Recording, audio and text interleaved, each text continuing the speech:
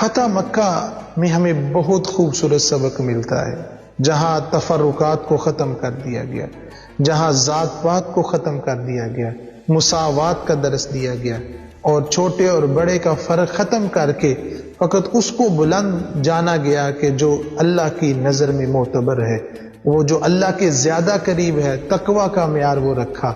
ہم نے دیکھا، چشم فلک نے وہ نظارہ دیکھا، ہم نے کتابوں میں پڑھا کہ فتح مکہ جب ہوا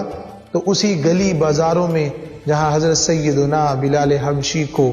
جو ہے وہ تذلیل کا پہلو ان کے لیے کیا جاتا تھا، ان کو پتھر مروائے جاتے تھے، گرم بازاروں میں لٹایا جاتا تھا، پھر نبی کریم صلی اللہ تعالی وسلم نے انہی بلال کو بلا کر کعبے کی چھت پہ کھڑا کیا۔ جب کعبہ نیچے ہے اور بلال اوپر ہے، یہ ہمیں سبق ملتا ہے کہ جب آپ جڑ جاتے ہیں حق کے راستے کے ساتھ، مصائب اور آلام پریشانیاں آتی ہیں، لیکن فتح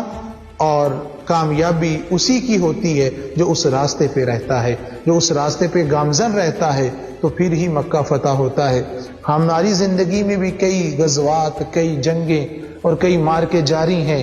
فتح مکہ اسی وقت ہوگا جب ہم اپنا آپ اپنے اللہ کے سپرد کر دیں گے۔